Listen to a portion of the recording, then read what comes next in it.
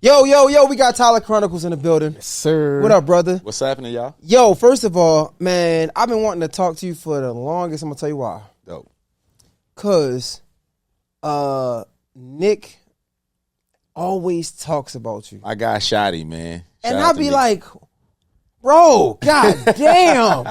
Yo, when I say he talks about you all the time, like, from an admiration standpoint, I'm like, yo, why the f*** do you love this man so much? Like, god damn, I'm like, I gotta get this thing on the show because, and it's funny because we talked before, but I didn't understand who you were until then. But a lot of times, I didn't understand your game. Yeah, I wasn't familiar with your game. What I will say is, even then, like, you can do research on somebody, you still don't understand the impact they have until, like, maybe somebody else explains it from a different perspective, like a fan or like admiration perspective. Right. So, like, the fact that he talks about you all the time, I'm like, yo, damn. Who is this nigga? Like, who is this nigga? That's my guy, man. So, yo, for the people, can you, like, we know you write, you wrote for WildNOut, been on Power, like, you've done a lot, right? But who the f*** are you? Man, Tyler Chronicles from Inglewood, California, man. Shout out to Nick Banks, man. Banks Shot, that's my dog. So, like, him and a lot of people that kind of started off in this, I guess, what do you call it, the social media space, you know what I mean, that came into comedy. I've known a lot of them from their start, you know what I mean, and a lot of them saw me when I was, you know, super hot in the city, especially, so that when they would come to a comedy show, I'm usually hosting and I'm doing my thing, so they see that. And then, you know, I'm talking to them and kind of helping them, like now him, Desi Banks, B. Simone, a lot of them at the very start of their career. So that's why they have that kind of admiration, I believe. You know what I mean? So I do appreciate them because on the back end, they look out for me, you know, go on the road and take them, they take me, whatever it is. So it's a dope situation, man. But I'm not on Power, on BMF. You know what I'm saying? Shout out to Power, but I guess I'm on BMF, man. Boy, man, come on, little Meeks. I don't even know what he. What can he do though? You got to protect your pops, right? Bro, I ain't got to dance. Y'all no, don't say nothing.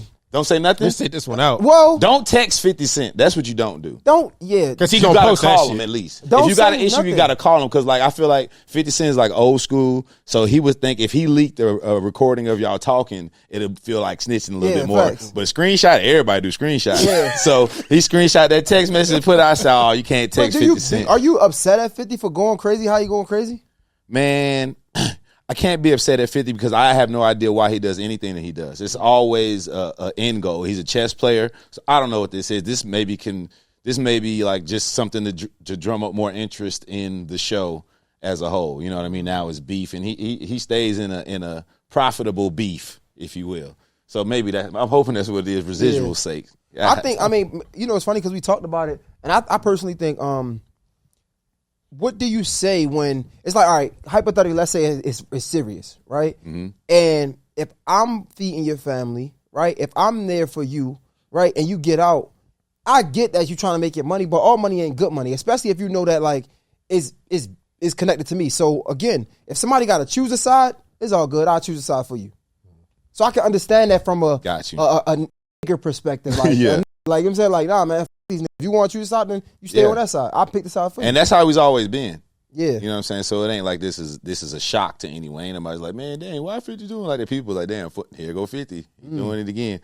But, we just jumped ship so fast. Hold up. Let's go back. Hold up for a second. Run it back. Yeah, also writer. Jump back into a bunch I've been fortunate enough to write for the BET Awards for several years, and the Hip Hop Awards and the Soul Train Awards. Shout out to Jesse Collins, for people that don't know, for all the Black Super Bowl halftime shows have been his production. Oh wow! So he's that. So he's like up there with like the Will Packers of the. Man, Will Packer would like to get up there with Jesse Collins. Oh wow! Yeah. Wow. I mean, he does Will Packer on the movie side for sure. You know what I'm saying? But like in terms of doing live shows and just like, yeah, he's that guy. Super Bowl. Shout out to him. I've been like seeing 4 or 5 of them in a row. I've been seeing you on Lou show. Are you? Oh yeah, Broken Play, show? man. Yeah. So Lou Young got his own show. Shout out to Lou Young, fucking hilarious, man. But Lou Young got his own show, the Lou Young Show. Or is that the same set?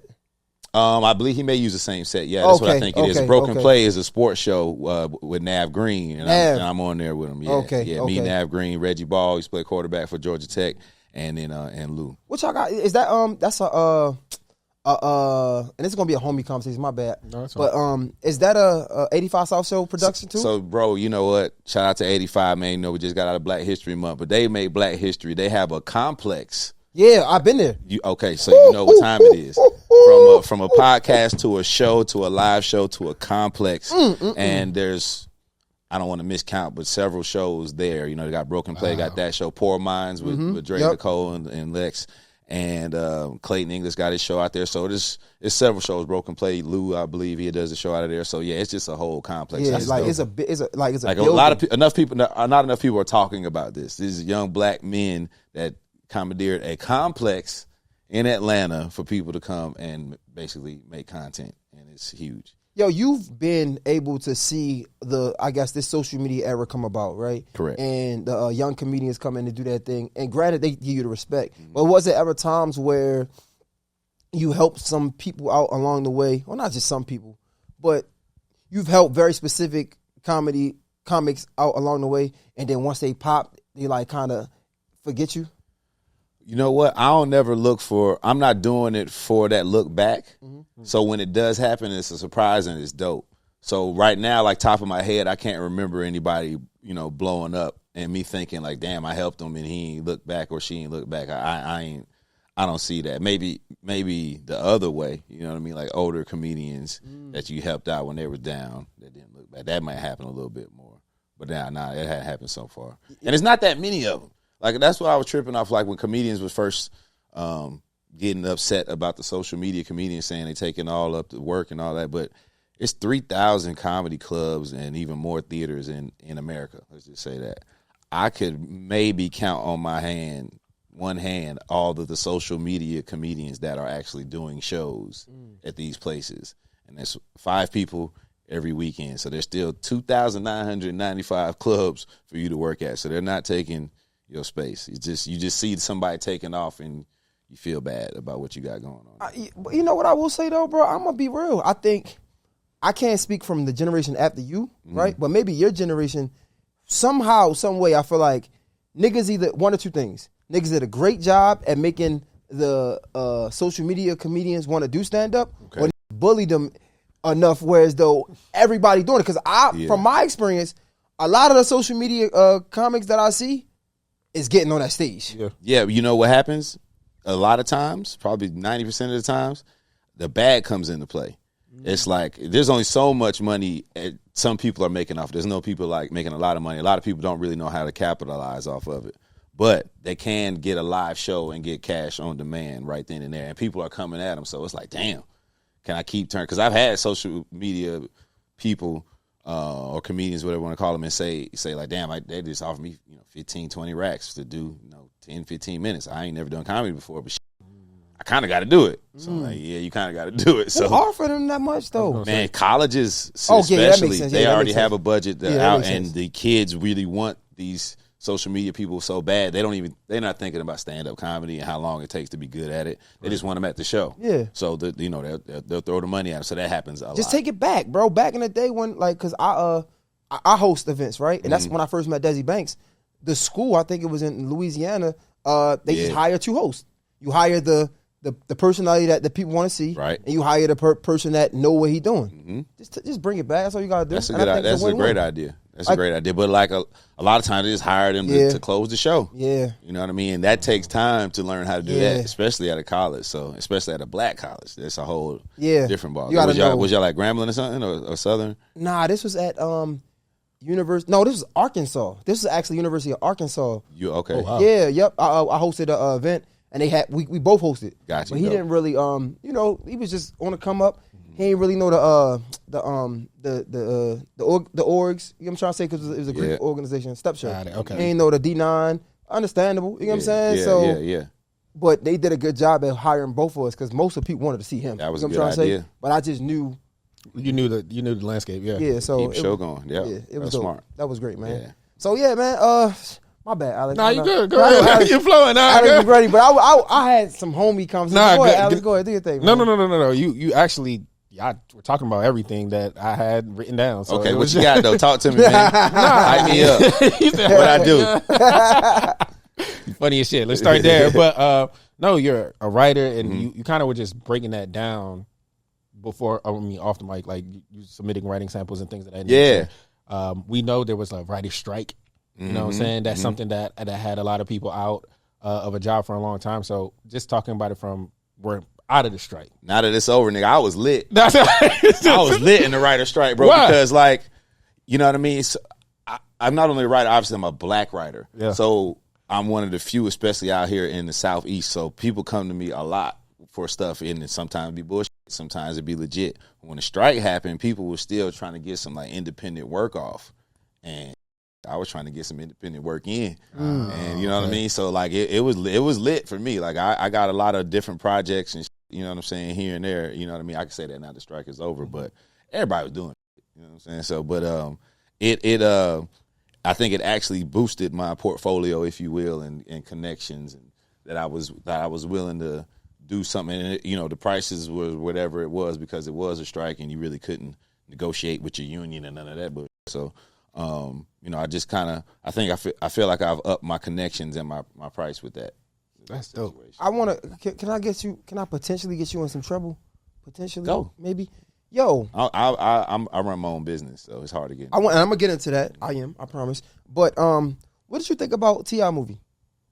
The one I'm in? Yeah. I love it. I mean, no, for real though.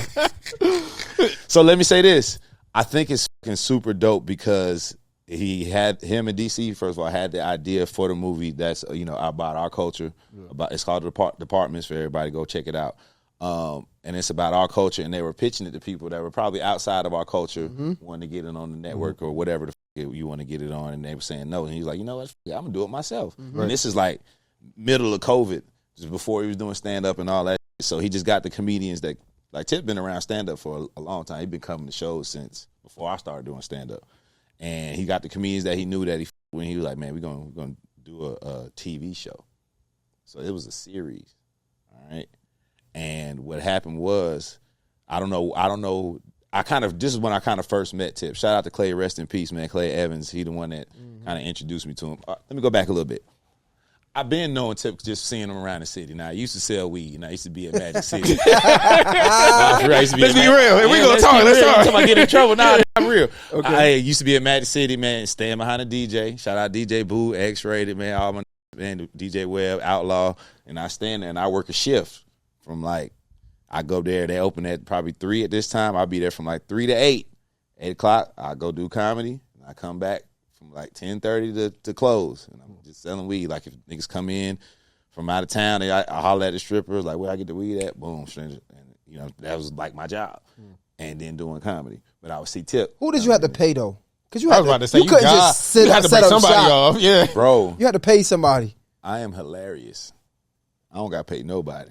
People, that's your pay. Being around somebody that's funny, that just keeps your energy right, keeps you going. As a DJ all day, you dealing with strippers, you dealing with customers and all that. You got somebody that's funny. I got weed. I mean, I'm probably gonna smoke a couple blunts, a couple joints with you. You know what I'm saying? But I probably pay the strippers. I mean, get a couple dances. Okay. I ain't. Yeah. Okay, I wasn't getting extorted. No. No, I'm just saying. I'm thinking like, because if you in my club, then I need. No, he ain't say no regular club. I'm helping the environment. Magic City. I'm helping the environment. I'm helping the environment. So this is not no regular. I'm not causing no trouble. People don't even know I'm in there, bro. Like you gotta kind of know to know. Like if you say you bought from Baltimore, right? Yeah. You come down from Baltimore, you're in Magic City. You're like, damn, you got some homies that want some weed. I mean, you got a point. You ask who you gonna ask. You don't know nobody. Ask the stripper. Oh, I'll be right back. You ain't got no nothing. Come back. How much you want? Boom, boom, boom, boom, boom. It just happens. You know what I'm saying? I am helping the environment. They ain't gotta go nowhere. Sense.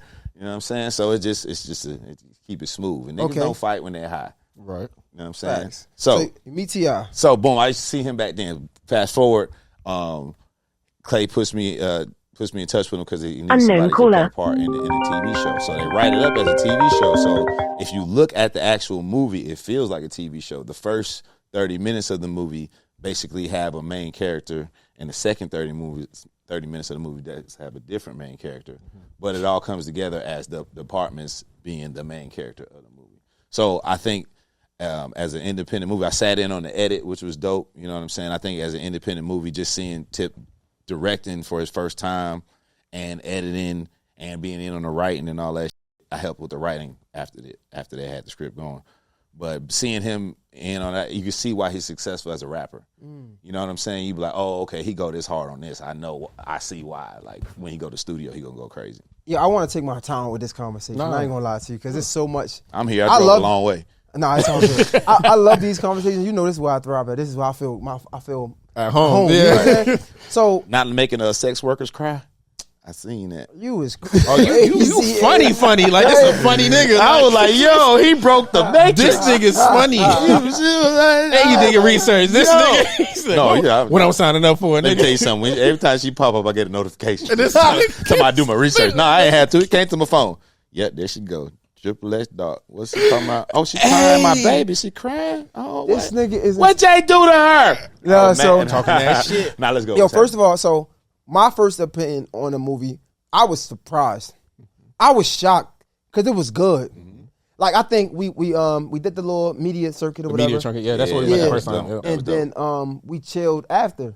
And I'm like, first of all, you know me, I'm from Baltimore. I'm gonna talk about this too. I'm gonna talk about it a lot. These niggas in Atlanta, these niggas is ungrateful as because they take things for granted. So I'm chilling after the circuit and shit, and I'm just chilling with T.I. and DC. I'm like, what the bro? What? Every time a nigga call my phone, I'm like, this shit is crazy. I almost want to show people. Yeah, like, calling me. No, facts. So like, I'm chilling watching the movie, like, you know what I'm saying, before because it ain't dropped yet. Yeah.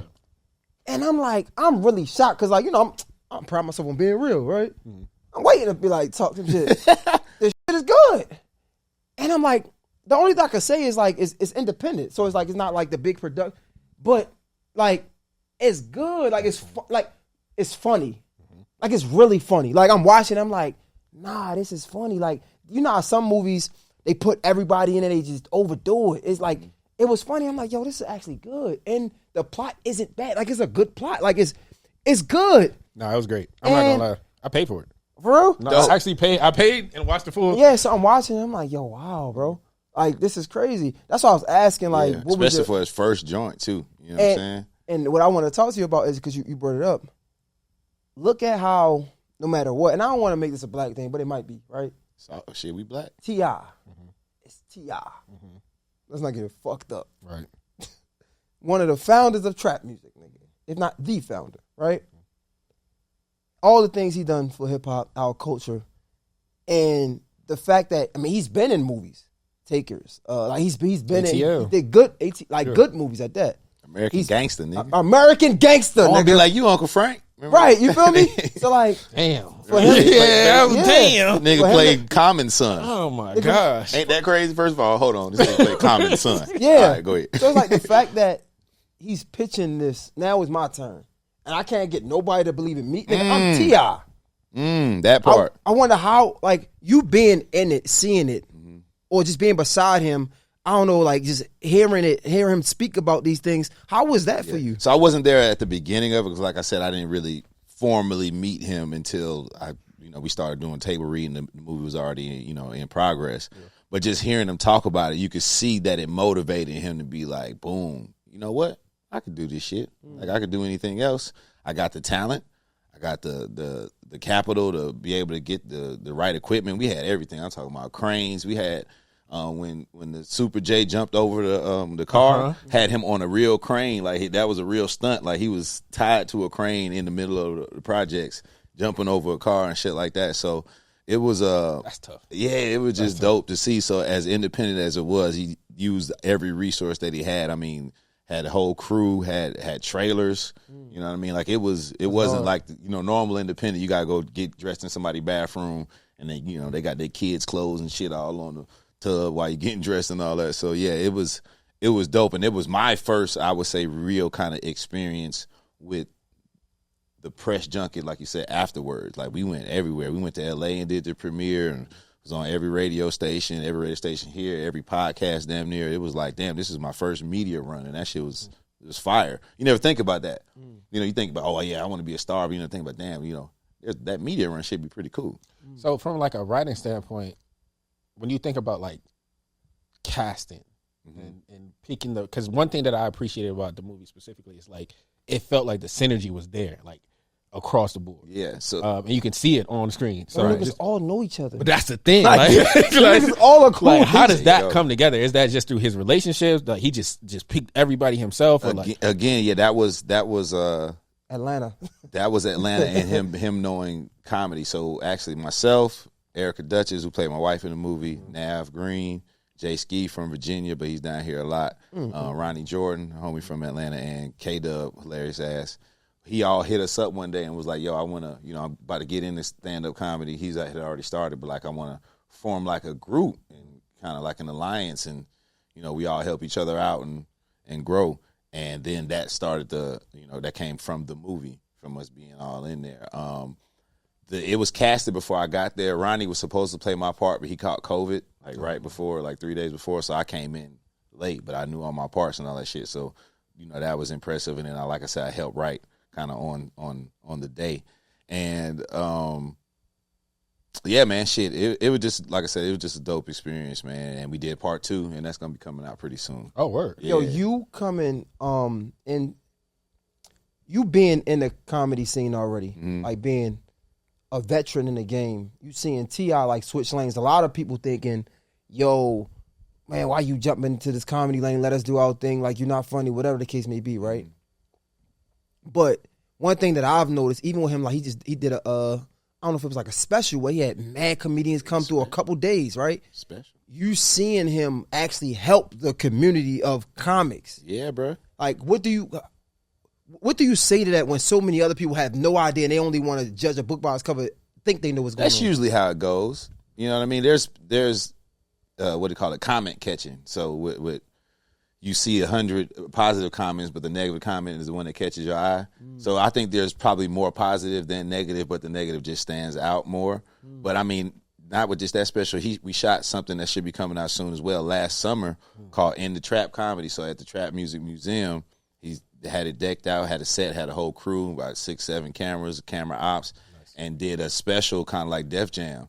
Yeah, I think that's what I'm talking about. Well, he had mad people come through a couple days, right? Yeah, but it's 2 of them though. Wow. Damn, listen. Jeez. So it had we did 13 episodes with probably like 30-something comedians that he want people to know about. It's like in the area of North Carolina, like from all different places. And he let each one of us host our own episode, pick our own comedians that we think people should know about. Filmed all that. We're in the edit right now with that, and it should be done soon. But then he shot his own special at Center Stage. Oh, wow. Not only did he shoot his own special, he let us shoot our special as well on the same stage with the same equipment the next day. So when I say us, that's me, Erica, Nav, all the people I mentioned earlier. So he's been giving back since he started with the shit. Yo, but people don't talk about it. Yeah, that's tough. Nobody would know that. Yes, bro. And that's in a span of 3 years. Bro, it gives me chills because, like, you don't see that. Like, niggas always niggas be talking about nothing. It's like, bro, this man is doing great. And not to make this about T.I., it's just because you there. And I'm like, yo, that's special, bro. Yeah. And that's why I say Atlanta is, like, ungrateful because, like, I think people, it's about proximity, right? I say it jokingly when I say ungrateful, but it's like, I'm pretty sure you see it. It's like people, I've gone to T.I. studio like, oh, that's a T.I. studio. Like, what? It's still T.I. What the have you witnessed that type energy? I think because he is so accessible, people probably do maybe take for granted. You know what I mean? Like what's going on in their presence. You know what I'm saying? And then he's just a real nigga too, so it just kind of disarms you to think like you're really in here with a fucking rap superstar. You know what I mean? But you don't think about it like that. Me and T.I. had like a back and forth, right? And I was like, yo, this is crazy. Because we did an interview and he wanted some things taken out. And he was basically just saying, yo, what's good for you ain't good for me. But I loved it because, like, as much as it was frustrating for me because I'm a young nigga coming up in the game, it was dope to see because it was like some real nigga shit. It was like, bro, like, it wasn't like him sending me to, like, his people saying it or something like that. Yeah. It was him texting me like, look, bro. Yeah. I ain't with nothing. Like I understand, but this ain't really how, you know what I'm saying? And growing means knowing you may be on the other side of that coin one day and have to tell somebody like what's good for you. Exactly, bro. And I just thought it was dope because it felt real. It was real. Like it was like, I'm like, if anything else, bro, I respect them for that, bro. Because so many people, you got to talk to that manager, like, and then they try to make excuses or they lie. You get convoluted from that, man. He was just straight up like, bro, like, no, like this ain't. I get what you're doing. I understand your job. But we ain't doing that. And I'm like, you know what? It's cool. Respect every time. And the number still went up. You know what I'm saying? So like, Hey, man. Hey, cool. It's cool. That part. One thing that you just said, I'm sorry, I get in my producing bag just thinking about it. But writing for film, you said you helped about with that. But writing for like WildNOut, how does that transition look like? Ooh, like, okay, yeah. Yeah. So I'm gonna try to make this long story short. Take your time. All right, for sure. All right, so had been doing stand up comedy in Atlanta for maybe 6-7 years at this point, and you just knew you was funny. I mean, people, it ain't on me. It's for people to tell you. That's one thing about comedy. Like, I don't like when comedians come up to me after a show and be like, how you think it was? It ain't for me to say. Just the people in that sitting down in those chairs, they the ones that's going to tell you what's up. Gotcha. So, but yes, I knew I was funny. and I got invited to, they were doing in-person auditions at this point. They don't do that hardly anymore. It's like more like, see you on the phone and people send you in. So they were doing in-person auditions in this comedy club in Norcross. And it was me, DC Young Fly, Matt Rife, and my other homeboy. Well, it was us three. Let's just say that. And a lot of other people I won't mention. Yeah, so we go through the shit. I didn't make it. DC and Matt make it. But I realized, I was like, okay, I got to be in front of producers. Nick was there, so that was dope. You know what I mean? And I didn't even really feel like, I was like, probably not going, if they only taking two, it's definitely going to be them two. It's like Matt Rife was probably like 19 at the time, and DC was DC. So, but Laura has it again. They come back again. Same spot, same audition place. I'm the only one of note there this time. So I go, I do my thing, but this is when they're shooting in L.A. So they're coming back, and they pick me and this other white guy, Will Foskey, and we go out to L.A. for this kind of like boot camp thing to see if you're going to make it. And it's like 3 or 4 days of playing the games and going through shit, and it's tough, especially if you're not like a good comedian. I'm doing my thing. You know what I'm saying? Chico come in there, and I've been knowing Chico since I started comedy, Chico Bean, and, we're throwing stuff back and forth. We're playing the games, and, shit's going well. This is in front of all the producers of the show. Comes the day of, we're in our hotel. They're like, you're going to get a call if you made it or an email if you didn't. Comes the next morning. Niggas is calling me that made. They're like, yo, I'm on the we on the van. Where you at? We headed to set, about to get started, meet everybody. I was like, brother, they sent me home. They was like, nigga, you as hard as you was going? I was like, yeah, bro. I was crushed, nigga. I was crushed, nigga. I went to Roscoe's Chicken and Waffles, sat there, didn't even eat, fucked up, flew home. It's a long ass flight, bro. LA 5 back hours? To Atlanta. Oh my God. Man, that shit was like 50 hours. I don't care what nobody said. Bitch, no, I don't want no snacks, bitch. Move. So no, I think nigga couldn't even sleep on the plane. They couldn't even sleep on the plane. That's how you know you mad. Yeah, bro, couldn't sleep, couldn't eat, none of that shit. So but it turned me up. Like I came back to Atlanta, and I'm on stage every single night. I was hosting a few spots, so that helped. But every single night, and I would even post that shit online, like hashtag every night I'm on stage. So turned me up. Come back again. Now they're doing it in Atlanta. They're about to do it at Center Stage. I find out through 85 South. Shout out to them. I did one of their interviews, and one of the producers, now Evans, from the show that I've been auditioning for on WildNOut, he was there. And I was like, I was like, bro, it's like, I know I ain't make it or whatever, but man, I know y'all need help with writing the games or helping people out, and I feel like I'm a writer. I'm good with that. And he was like, you know what? I've been wanting to work with you for a minute. Come on. So that's basically how I got on WildNOut. First day of the boot camp. Now I'm one of the quote unquote instructors for all the new people that are coming in the opposite position that I was in. Then Nick walks in first day, walks up to me and Clayton English. That's part of 85, and a hilarious comedian as well. And he's like, man, I'm gonna put y'all on some episodes off top. So I was like, oh man, here it go. This is the dream. This is what all the Rejection and Rejection, this is what it was for. And that first season, man, I did 18 episodes on WildNOut. And, I would be the one that, shout out to Dolly. I got to make sure I shout out everybody that had something to do with it. She was like Nick's right-hand woman.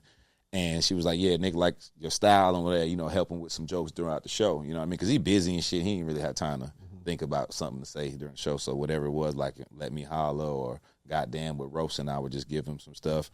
Then the other people, the celebrities that came in on the show, I'm writing their jokes. And then the people that are coming, especially the new social media comedians, I would kind of help them, not so much with their jokes, but just stage presence.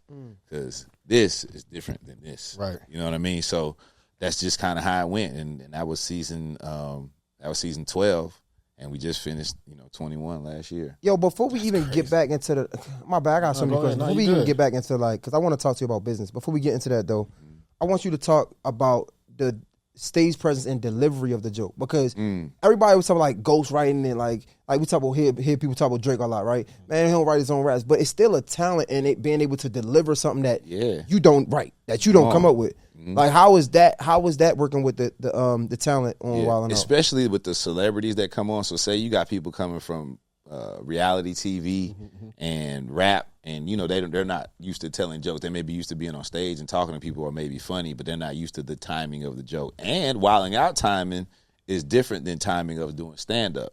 So it's a lot quicker. You got to do your premise, your setup, and your punchline all probably with less than 30 seconds. So you can't just go up and get into a joke because then you look nervous. It's just certain ways on certain games that you just got to play it, and you fall into the format of it and play to the crowd in certain times and not turn your back, and just little shit that people wouldn't know. Did anybody stand out in particular that was good at delivering a joke, even though they might not have been a comedian?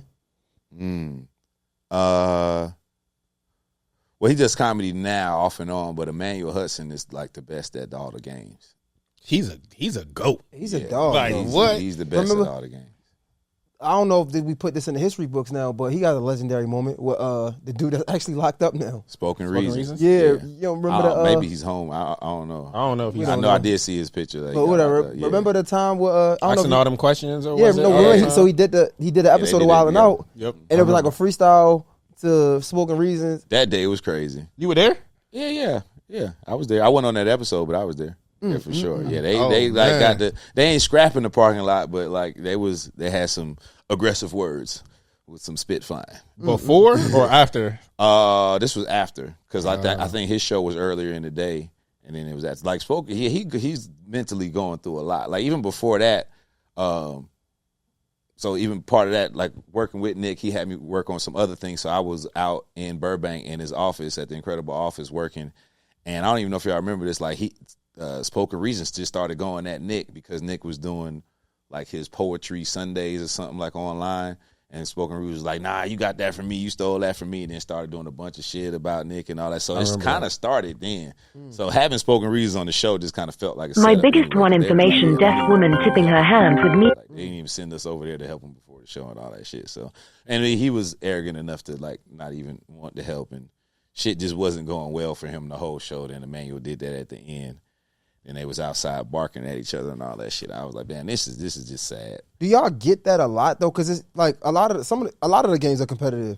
So like, do people? But they just they had a personal beef. Yeah. But I'm saying in general, like when you clown, a lot of people can't take that, bro. Man, listen. My biggest one information deaf woman tipping her hands with medium skin tone. Again, I wasn't on the episode, but I was there. You might be the Jeff Teague of comedy. You know? Hey, what niggas?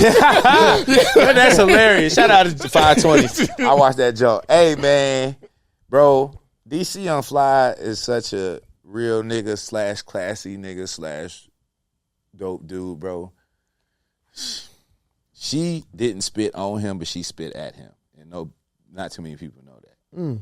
Now, she had I don't know if it was a boyfriend or significant other there. When that happened, DC didn't say shit to her. Yeah. He went straight to that nigga. That's some real nigga shit, though.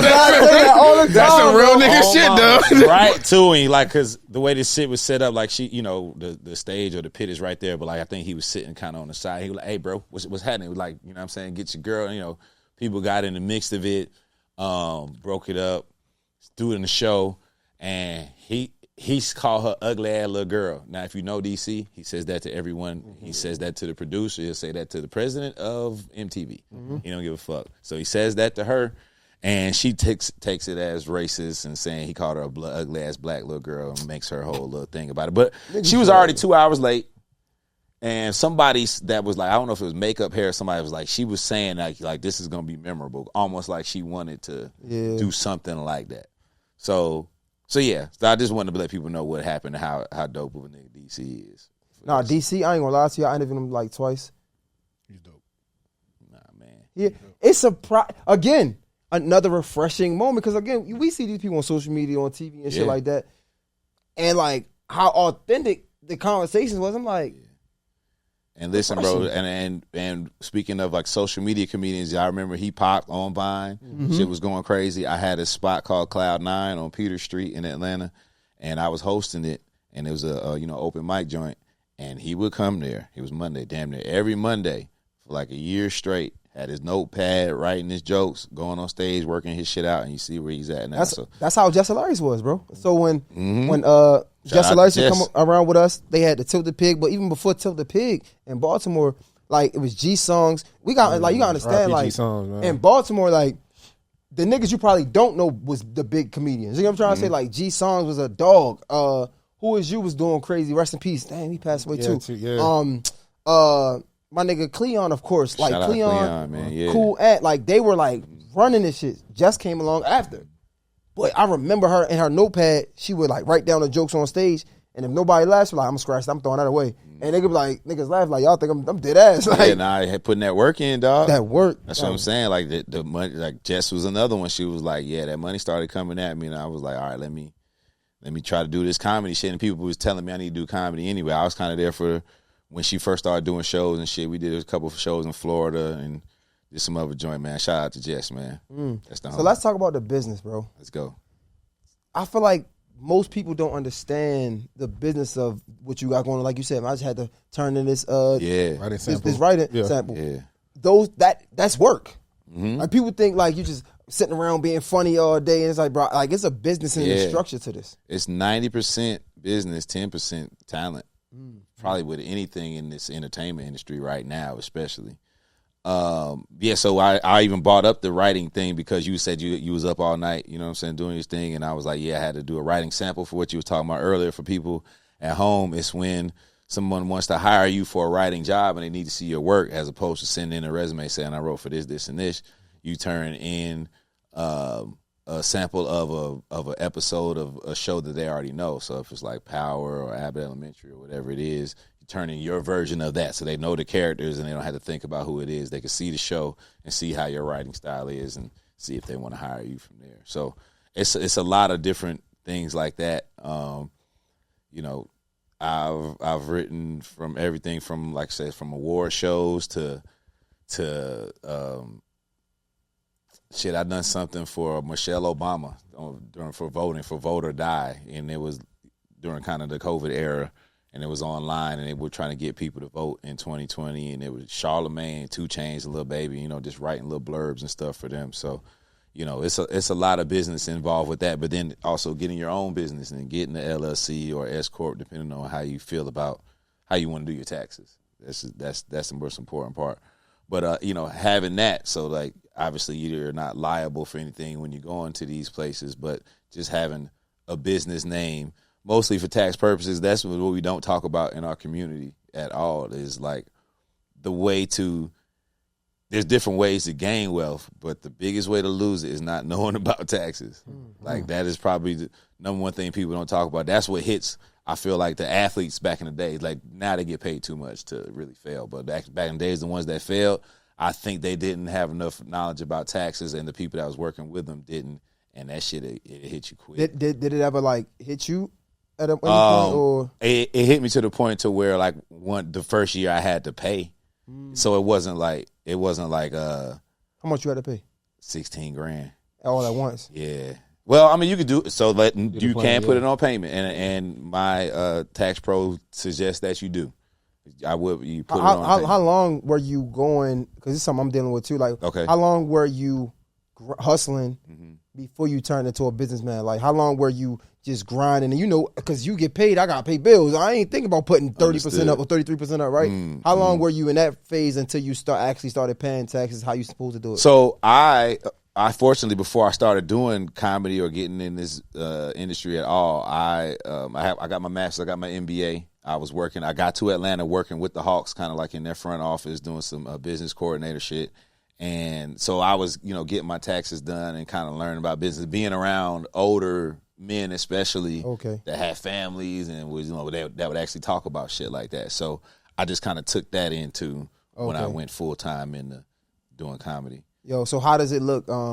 I guess how does the business look for you? Like when you're you getting these writing opportunities, are you pitching yourself to them? Like, are they finding you? Are you marketing yourself? Like, how are you getting these opportunities? Man, it's connections, dog. It's like when you do get your opportunity to go hard. Like, so if I'm asked to write, like I wrote for this game show, and DC was hosting, and it's called Celebrity Squares. Yeah, I remember that. Yeah, so I was writing for that, and when I was auditioning or whatever, trying to get writers, they asked for 25.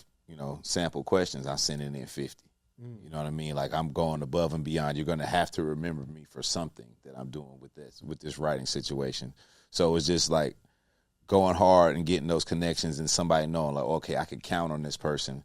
Because that's all it is in damn near any field, is those connections. And then once you work, a lot of people work for the same people a long time, up until I want to get to the point where I'm hiring the people that are like me. And doing kind of the same shit. And that's what I was going to ask you, because I'm getting into that space where I do production, but like the meat and potatoes is the podcast, right? But shit, I got to do other things to pay the bills, so I do production and things like that. But it's like sometimes that can take away from the meat and potatoes, right? What people know me as, so I got to start hiring people. When do you know when is enough for you? And it's like, all right, I can't continue to spread myself. I got a question for you. What's more important to you, what people know you as, or what you want people to know you as? What I want people to know me as. So boom. So I think you take that attitude into it in terms of people gonna take what you give them because they got to. It ain't like they can say, "Oh shit, man, I ain't fucking with Jay Hill because he ain't saying this or nothing no more." But I think just my advice to you is just use this as the branches. Kind of like look at how 85 did. Even with my podcast, I got a podcast called More Than Culture. Our YouTube numbers are whatever it is. We just can't really figure it out. But we're really kind of using YouTube as ad space or promo for our Patreon, which you get subscribers and you get paid monthly. So it's just little shit like that. Obviously, the ad reads. And I was watching Wallow, $1 million worth of game, and he said when they first started how he literally was going to the barbershops and the car salesman places, just little shit like that. And that's not for you, but just game for everybody out there. It's just using this as the base and then branching off for what you want people to know you as. And I want people to know me as this for sure. Yeah. I think the other things I do because I guess I'm good and I have the equity or the equipment to do so, and it helps pay the bills, to be honest. I guess sometimes for me it's just I don't want to spread myself too thin, even in this, right? Because I'm doing literally everything, booking the guests, editing, just everything, right? Doing the research, then doing the production. Then it's like every single thing, and it's like, man, at what point should I start hiring? But it's like, can I hire? Because I need the money to pay the bills. And then it's like, you're not really supposed to be taking everything out the business to pay your bills. And I'm like, yo, how do I have a business and not pay my bills? You got to pay yourself. Like, nigga, I can't afford to pay my... Bro, you know who had that same conversation with themselves? Who? Same nigga that made this phone. Steve Jobs. So everything you just said, I'm sure he had that conversation when he started Apple. Same shit. So it has to start somewhere. He had to start the business on his own and commandeer the people and use his equipment and pay the bills. Same exact thing. You ain't different than nobody else that's gonna be successful. And you already are successful because you're doing the shit. People are watching it, and you have a following, you have a crowd, you have a fan base, and you have a place where people like need to come. They're like, if you don't come out one week, niggas is like, yo, what up? Where you at? Yeah. So now you have people counting on you, which is. What would you think is the best part of the come up for you? Because it's still happening. Yeah. It's just great question. I feel like the people, it's always cool to get, supporters, fans, followers, whatever, showing you love. But like with the people that you really know, like you grew up with, or you know what I'm saying, their family and shit, and they relate like, yo, I see what you're doing. That feels good. Yeah. Man. That feels good. Or like my mom bragging to me to a church group, or like some people and shit like that. That shit is always dope. So that's the best part of the come up. People, my episode come out on BMF and I knew how big that series was, but I really didn't feel it until I was on it, and then people was like, my phone was going crazy. And this is like off of a couple 30-second scenes, you know what I'm saying? So it was like, damn, this is dope. People get to see you living your dream, and a lot of people don't get to do that. So they like, that is dope. I love that. Keep doing it. I love that shit. I think that's one of the best things is, like you said, people get to see you living your dream. But for me, again, because everything was documented, like from the beginning, it's like, y'all get this. This might sound arrogant, but it's almost like I can say I told you so because you're seeing the grind. You ain't even got to say it. Yeah, exactly. and like I'm not gonna lie, I love the response I get from the people on social media that's been following me forever. Because it's like, remember when I was being annoying, sending y'all all of the DMs? Like they speak to that, and I love that because it's like, yeah, see, you can see it. This ain't no overnight thing. Like I got people who comment like, y'all remember when you was, and I love it. I'm not embarrassed. Like I love it. It's like, yeah, yep, I was. Not even just that. Some people will be defending him. Like this been Jay Hill. Yeah. Like y'all knew here. You know what I'm saying? Like y'all knew here, but he been doing this. Yeah. Like, so Yeah, I feel so good. It's bro. real support. It ain't so much a follower. It's just somebody that really supports you and like want to see you do well because they fuck with what you're doing. It's hard. But to the note for both of y'all, from like a entrepreneurial business standpoint, because you're a writer, comedian, but then you also just said that podcasting, like you do all of that, and we know that you have a billion different jobs and things of that nature that you do production related. Like, how do you manage time? I guess this is a selfish question right now from like a time management. How do you get to a place where you can do those things but not move away from the mission, essentially? Bro, like if you can ever get yourself to focus, you'll see there's so much time in the day, you'll have extra time left over to do whatever the fuck you want to do. A lot of people don't use the 10 hours that you're awake a day. You know what I'm saying? Well, shit, this should be way more than that. Probably 12 to 14 hours and 10 hours doing some other shit, and then you're sleeping for 8. So, like 14 hours. Think about doing something for 14 hours. Like if you had to get on a 14-hour flight right now, that's a long ass time. It's a lot of stuff to do. So it's just time management is as simple as it sounds. It's like, especially when you're doing a business on your own. You know, I came from the corporate world, came from 9 to 5s, and I would look at it like, damn, I'm really coming here working for somebody else from 9 to 5. I like have my shit formatted. I have alarms. I have shit set on my calendar. I could do this for myself. So same thing. My calendar is set. Like I'm gonna get a notification here in a few minutes to do some shit. So it's like, you know, I think time management is more important than your actual hustle and your grind. Because a lot of motherfuckers just hustle themselves into the ground and ain't get anything accomplished. But like if you really take the time to learn about whatever it is you're doing, you know what I mean? If you're trying to start a podcast, you know, learn about the switchboard, learn about sound, learn about cameras, like how y'all was doing before the show even started. You know, you sound like a real cam op over there. Yeah, got him on a 42 lens, goddamn 63 tent. And all that, but like learning what you're actually going to do, because if you want to be a boss, you're going to have to teach that one day. So like you were just saying, like I'm doing this and doing that, I'm editing it. At some point when you hire people, you're going to have to teach them how to do that. So that's important, time management and using it to learn, getting a little rest, having some fun, and, you know, using that time management to network and connect, which is probably the most important thing. If you can take anything away from that, networking and connecting. Every time. I think that's why I suck at, honestly. Like, just going out, because I make my money in my business in the house. Like, not even in the house, at my laptop, right? Because I could be somewhere else, but I need my laptop. That's where I edit. You know what I'm saying? And if I get the right clips, then they go viral or whatever, then I can get somebody that see that, then get them on my podcast, right? Whereas, though, when I go out, I feel like the energy don't be real, and I hate it. It's like almost, it's almost, I'm giving the world what they're giving me almost, right? It's like, because when I'm out, you might not recognize my face from the podcast until you see something. And I hate that. It's like, bro, if I'm trying to connect with you, like, I got to remind you that, like, I don't like that. You know what I'm trying to say? Whereas, though, if I'm behind my screen, you know the platform because you see it. Right? So it's like being out, it's like, man, it's fake energy. I'm out here. I'm not really enjoying myself. I'm trying to connect with a nigga. He playing me to the left because he don't know who I am. He don't know how beneficial I am. Then I go home, I DM him. It's like, oh, shit. It's like, that's part of business, man. If you was working a 9 to 5, you have to go to meetings and fake smile and shake hands, but it's all for the bottom line. So That was crazy. That was a good. Yeah, if you just look at it like that, bro, like you going to work with the fake smile, the fake handshake, you got something. You got something to get accomplished. I need a guest. I need a connection. I need a producer. Whatever the fuck it is, you got something to get accomplished. So, what's going on, man? Oh yeah. I fuck with you. Yeah, I got a podcast. Yeah. Oh, you don't know? Like, let me show you. It don't take much. Let me ask you this then. And then you just go home and throw up. Yeah. I ain't mad at it. You, in your own right, rightfully so, like, you're super successful. You've done a lot, right?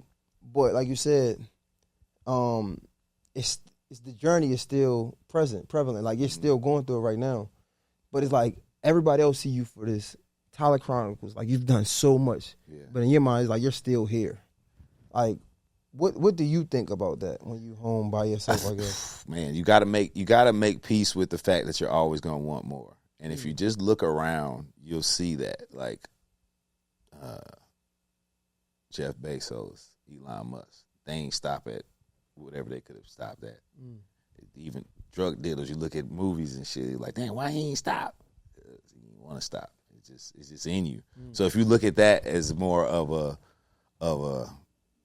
journey than a finish line, not to be too corny, then I think you could settle in and be like, all right, it's cool that I want more, and it's gonna make me feel that way. Without that feeling, I may not go and get more.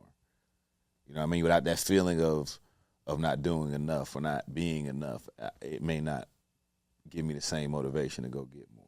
Isn't that dangerous though? That's what I'm scared of, because it's like we were just Isn't what dangerous? Just always wanting more. The ambition, like where the ambition becomes greed. Like, how do you find that balance between? I feel it's too natural to be dangerous. I don't think God does us like that. I don't think God will let you use your motivation and doing things for the right purposes against you. That's not how I think it would work. So I don't think wanting more would be dangerous. I think greed is danger. Where's the thin line, right? It's like a thin line between greed and wanting more.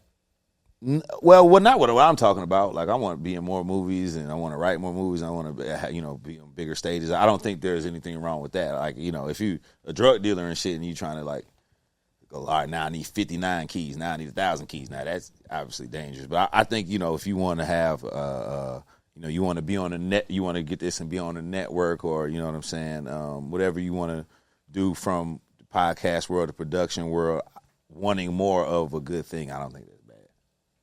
You know what I mean? Greed is usually negative.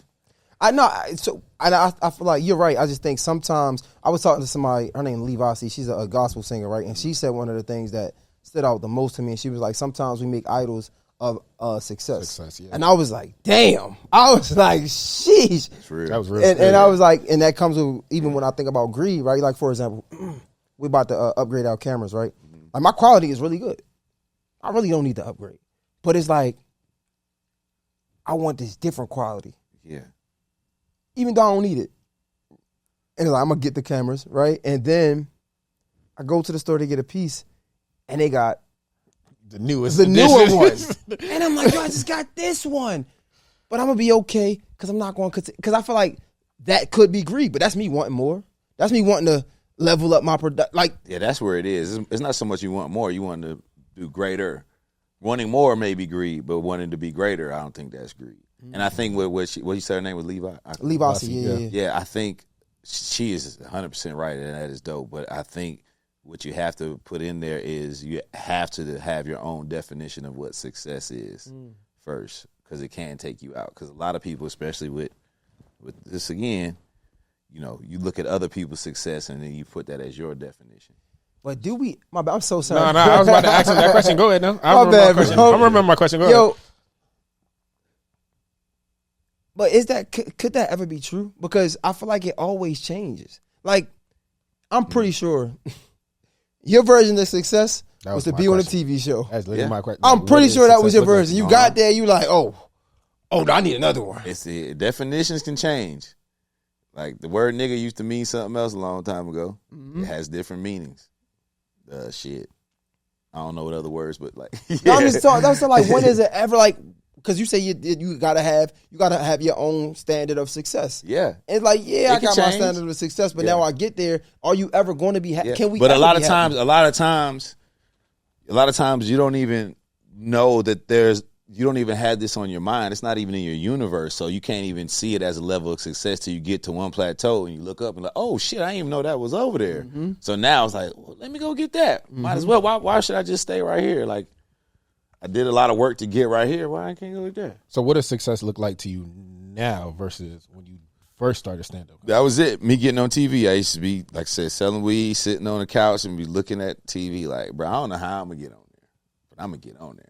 You know what I'm saying? So then the route that it took me to get on there, I realized, oh, I could write too.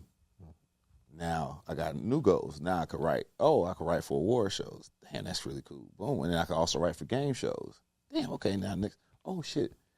Somebody write an episode? Let me try that. Oh, y'all like that?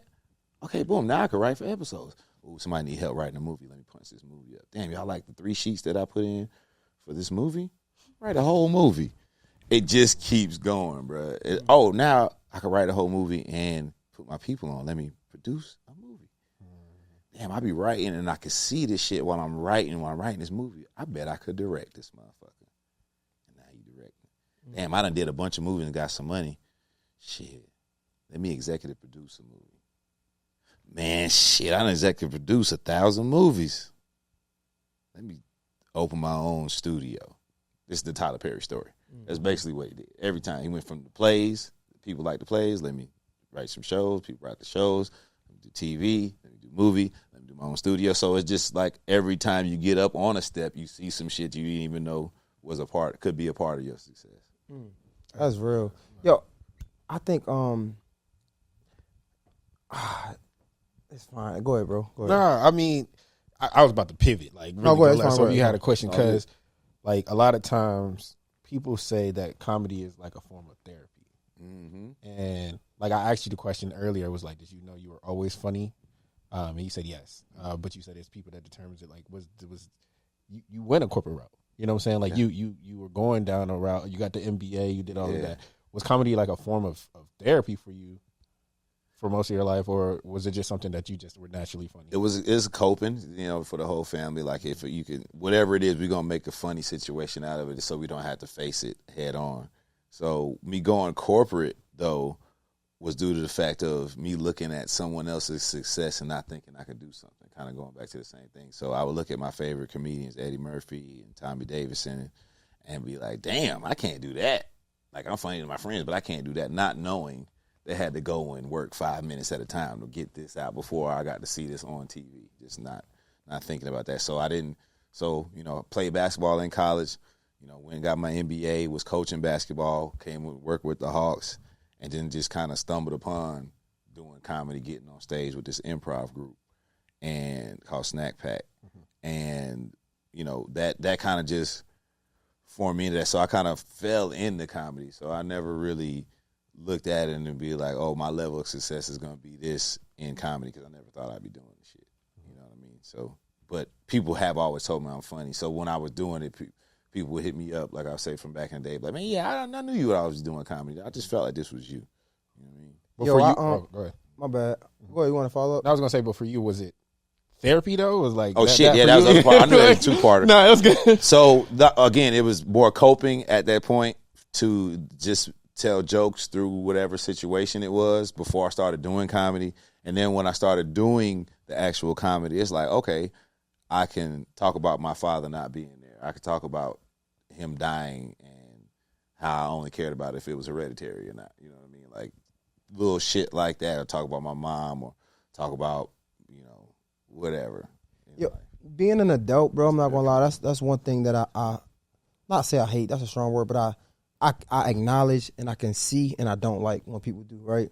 And when some people have this tendency like to tell a joke or to make a joke when they're either wrong or something is bothering them. And it's like, you ain't got to do that. Like, we can face this. We can have this real conversation, and it can be okay. I understand the awkwardness of being wrong or feeling like embarrassed or something like that.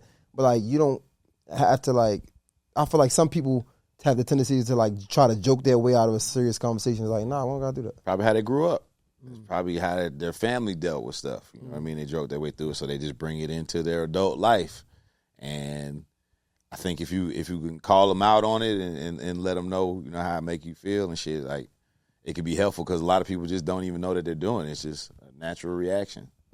I wanted to go back to you had mentioned something about T.I. And you was like just him you been in the room while he was like editing and writing and being a part of the whole process of making his movie Departments. And like you could see why he was so successful as an artist. And you're a really good writer. What are some of the things that you think that somebody else will be in the room with you and say, I can see why he's such a successful writer? Cause man, people have seen me black out for 24 hours and write something before. Like it's just, I think they would see the actual amount of focus that it takes to take something from your mind and put it to a piece of paper. And if you haven't seen that before, if you think you're a writer and you sit around and you watch that for a while, that'll probably sway you one way or the other. Like, oh, not doing that shit. Or, you know what? I could lock in like that. Because you literally become 10 to 12 different people every time you write something. How hard is that? Because we talk about this focus. It's like it takes a certain level of mentality to really focus on something and really lock in a lot. We hear it, right? I'm focused, man. I ain't dating. I'm just locked in right now. We hear it, right? But I don't think people understand how of a mental mind fuck it is to actually like, because we human, like we men, we got needs, but it be times where a nigga is really just locked in. It's like, yeah, I want to go out. I want to get some ass. I want to do all of that. Like I do. But sometimes your mind can be in a space for days, weeks, and you not even know that. You ain't even notice that. Yeah. I ain't get some interaction with the outside world. How strenuous is that on you? Sometimes? Well, I think you have to go. It goes to what you like. Like I played basketball my whole life, and no matter what was going on in my life, if I had a game for them 2 hours, I thought about nothing but basketball because I loved it so much. So, if you have a thing that you're focused on that you really love, you be locked in the same way without even realizing. Before you know it, you're like, damn, I've been editing this joint for a whole day. Shit, let me go to bed.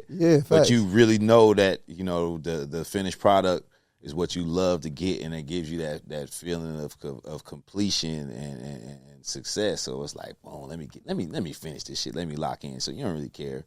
I get some pussy at some other time. And you finish and you fall asleep. You know what I'm saying? But it's still like, even with that, okay, maybe getting pussy ain't the right thing to do, right? Let's say, like in a relationship though. Right, because a lot of times we have big dreams, big desires to be great. Yeah. But when you with somebody else, they might have big dreams, but they don't understand what it takes to be who the world might see us to be. Have you witnessed that at all yet? Yeah, it ain't your job to make anyone understand yourself. Like if they see what you got, they see what you have going on. What depending on when you met them as well, especially if they met you from the beginning, they should see the grind. But if they met you in the middle, they should see your level of success and hopefully take that and apply it to themselves. You know what I mean? Like, damn, okay, that was hard. I see the finished product and I watch the clips and I think it's funny and I think it's cool, but I didn't know he's up all night editing. I didn't know they're running the 63 tint on the Canon or whatever the fuck going on. Yeah, I didn't know you had to, whatever. So I think that part right there would teach people how to treat you. It's like, oh, nah, this motherfucker right here is a focused person, and I need to treat them as such. So let me be a help to this situation and not be a hindrance. And if they can't see it, that ain't who God put here for you. God put you here to do what you're doing, because you ain't gonna put that much into it if it ain't your purpose. And if they can't be ride along with that purpose while, using that to motivate themselves and chase their own dream and shit, that ain't who was here for you, bro. That's powerful. So, personal question. Go. Very personal. Give me a moment. Do you feel like weed is a distraction though at times when you're writing? Weed is an addiction? As far as writing, like a distraction when you need to write and lock in, because we were just having that conversation locking in. I feel like personally, recently I've been feeling like brain fog as far as getting work done and things of that nature. Again, personal. But like, because you are smoking? Do you feel like it slows you down at all? Man, from a writing standpoint specifically. Yeah, nah, weed like water to me, bro. I've been smoking so long. It's crazy. That's not the answer. Oh, my fault. Niggas say, yeah, nah, keep smoking. You all right? Yeah, bro. Nah, bro. I've been smoking since motherfucking 1998 or some shit. Okay, like a long time. So like it don't, like when I'm writing, I'm rolling. I'm smoking. Like, really? Yeah, the whole time. That shit would slow me down. I commend you for it because I found that recently and I was denying it for a long time. Mm-hmm. Like before the podcast and things of that nature. Now I made the decision. I was like, I ain't gonna smoke no more. Okay. You know what I'm saying? So I could be locked feel? in. More clear. Okay. More clear. But what I decided to do was make it like a reward. So at the end of the day, you know what I'm saying? I'm done with all the work. There you go. On the weekends, sure, I'll blow down. But like at the end of the day, when I'm done with everything, then it's like, okay, this is something that I could do. But what do you say to people? You see how that works for you? Uh-huh. But if somebody somewhere is like, nah, man, imagine what it would do if you didn't smoke, right? Right. People that try to sway you from what works for you. Yeah, shit. I mean, they're not waking up with you. They're not looking you in the mirror. I mean, looking you in the face in the morning every day. So, you know, hopefully they got the best intentions for you, and you just got to look at it like thank them for trying to do what they think is best for you. But at the end of the day, you got to live with yourself. And, you know what I mean? That's how I calm myself. My brain works in like two modes all the time. Like a lot of comedians would know this. So when you're on stage and you're saying a joke, you're probably not really paying attention to what you're saying. Your mind is on something else at the same time that you're talking. So you're thinking about your next joke. You're looking at why somebody picked up a drink over there or somebody fell or whatever the fuck. Your mind is thinking something and your mouth is saying something different. And my mind works like that all the time. But for me, the weed helps kind of like calm it down and put it all in one place. Not to be everywhere. I feel like that happens when you're good. What's that? When you say your mind is everywhere else. Oh, yeah. I say it to say, because it reminds me of football. And when I was in college, my coach used to always say, it's like you got to slow the game down. Like you're doing too much. You got to slow the game down. And I never understood that until I was a junior. Mm-hmm. But now I'm older, so like I understand that I don't have to go try to make plays. I don't have. If I do my job, it will come to me. If I apply what I studied in film, it literally comes to me easily. Yeah. And I didn't understand that as a freshman because my job, like I'm starting as a freshman. I'm like trying to make a play. I know I'm good, and it's like, you feel me? Like I'm like, yeah, I'm thinking I'm hot shit. Yeah. But when you said like when you telling jokes, your mind might be going there, and I'm like, I think that's when you're good. Mm-hmm. As crazy as it sounds, because when you're just starting, I don't want to say not good, but when you're just starting or you're nervous or something like that, you're focused on the jokes, and that's the one you mess up a lot, right? You paranoid, you shaking. But like now, it's repetition. It's muscle memory. I go out there, I might be looking at a nigga putting up a drink, worrying about my next joke. Whole time I'm telling the joke, you don't even, because I'm at ease. It's that experience. You right. You right. Damn, man. Sheesh. Nah, this conversation has been very enlightening. Good, man. I'm glad.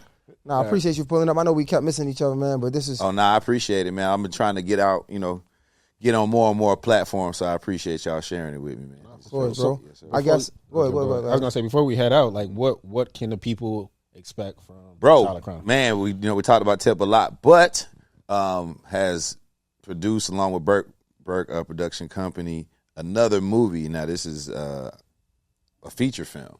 It's about City of Situationships. It's about different people in Atlanta and different situations you go through. Dating specifically in Atlanta. It's a comedy. Starring myself, Tip, Terrence J, my girl Chameleon from Rap Shit, Dominic P from Insecure. We got a lot of people in there. My man Chris Mayer, he's from a show on HBO right now called Sex Lives with College Girls. It's like the #1 show on HBO. So we got some heavy hitters in the joint, man. And I'm just proud to be a part of it, and I think it's gonna be. It's gonna be a life changer, gang. I ain't gonna lie to y'all. We'll see, on the press junket. I know we're gonna be on it, and we'll be talking about it. But yeah, that's the biggest thing that's gonna be coming out this year, along with the specials that we mentioned earlier. That should all be coming out. And obviously, I don't know what's going on WildNOut. It ain't on air now, but whatever. It is what it is. I don't know what's going on BMF. It is what it is. And just if you follow Tyler Chronicles, you'll see all the stuff that I got coming out. Oh yes, also signed with 85 Management. So I'll be. Congratulations. Yeah, thank you, man. Appreciate it. And also on Broken Place. So a lot of stuff going on that I can finally talk about, and it's dope. Oh, that's hard, man. Shit. That's fine. Appreciate you pulling up, brother. Nah, man, appreciate you, man. Once again. Yes, nah, man, this is good, man. Mr. J Hill, Alexander DeBlanc. Yes, sir. We won't have a name for this podcast just yet, but we might Name this podcast. Are we officially calling it that yet? I don't know, bro. What you think about it? Name this podcast? Nah, so it's called. We got a name for the podcast. So what? For just explaining to you, we don't have a name for the podcast. So until we find a name, we've been calling it. We'll name this podcast later. So the name that we've been thinking about is 1% Better, because a lot of conversations that we have is really about how we can be better tomorrow than today or today. I say that every morning. It's part of one of my mantras. You get 1% better. Yeah, imperfect progress is still progress. Even if you only get 1% better, you're still getting better. And also, shout out to Chad, the owner creator of 85 South, along with Carlos. He said, "Don't name your show podcast because it kind of pigeonholes you. It's a show, so that's a good idea. So the 1% Better show. 1% better. All right, man. Well, you heard from Tyler. Look, you just gave it the stamp of approval. That's fine. From a writer. You know what I'm saying? From a writer, man. Yeah, but cut this part out and look it up. Make sure nobody else got it first. I think I did search it. Yeah, I think I searched it. Yeah, 1% better. 1% better. The 1% Better show, man. Y'all tap in. Tyler Chronicles. It's a wrap, man. Peace. It's out. We out.